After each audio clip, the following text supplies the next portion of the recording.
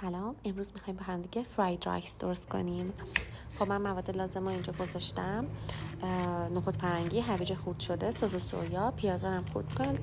یه دونه تخم مرغ احتیاج داریم، یک پیمانه برنج بیات شده، یعنی از دیشب پخته باشید و توی یخچال مونده باشه. هرچی برنجتون بیات‌تر باشه فراید رایستون بهتر از آب در میاد. تابه رو میذاریم داغ بشه. از روغن گیاهی استفاده کنید بهتره، مثلا روغن کنجد خیلی عطر خوبی میده. من تخم مرغ و تونتون هم میذارم که ریز ریز بشه که بهتر با برنج قاطی بشه. حالت نیمرو درستش میکنیم و میذاریمش کنار. بعد توی همون روغنی که تخم مرغ رو توش سرخ کردیم پیازا رو تفت میدیم. ما به اون عطر تخم مرغ احتیاج داریم، لازم نیست روغنش رو عوض کنیم. پیازا رو تا جایی تفت میدیم که یک مقدار شیشه‌ای بشن، نمیخوایم طلایی بشن، چون که احتیاج داریم اون طعم شیرین رو از پیاز بگیریم. بعد هویجا رو هم اضافه میکنیم، نخود فرنگی ها رو هم اضافه میکنیم، یه مقدار تفت میدیم تا جایی که هویجا و نخود فرنگی کمی نرم بشن. نمیخوایم کامل پخته بشه و له بشه، باید یه مقدار زیر دندون بره. تا جایی که نرم بشن سرخشون میکنیم.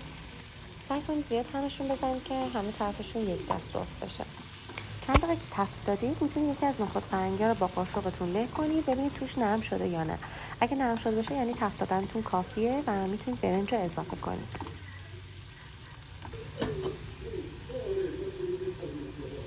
خیلی قبل اینکه برنج رو اضافه کنن دستشون روغنی میکنن و برنج رو دون میکنن بعد اضافه میکنن.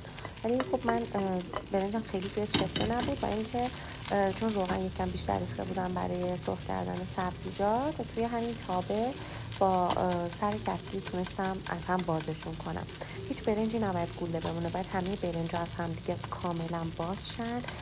همین بیات بودن برنج خیلی خیلی تاثیر داره توی باز شدنش از هم دیگه.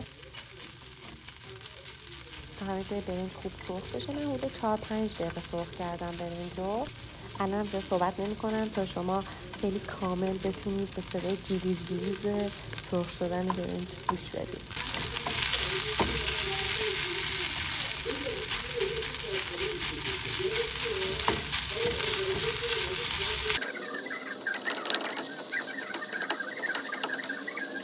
من چون دوست داشتم که فراید رایسم یه مقدار تند باشه، از چیلی اویل اومامی استفاده کردم. لینک اینستاگرامشون حتما براتون میذارم، میتونید ازشون تهیه کنید. واقعا عطر خوبی داره وقتی در شیشه رو باز میکنید.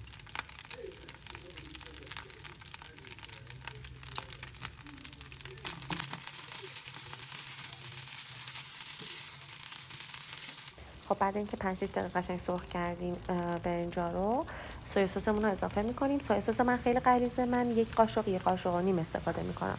ولی اگه از سویا سس لایت استفاده میکنید میتونید تا 2-3 قاشق هم استفاده کنید، بستگی حالا به ذائقه خودتون داره.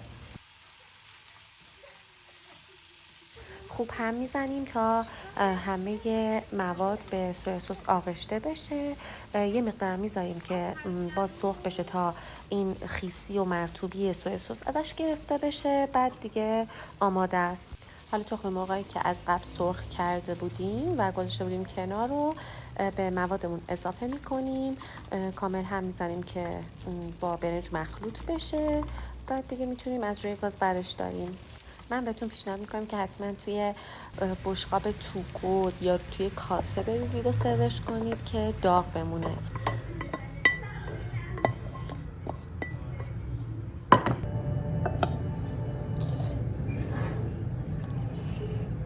من ریختم تو کاسه که تا آخرین قاشقش داغ بمونه. درست کنید و لذت ببرید. نوش جونتون.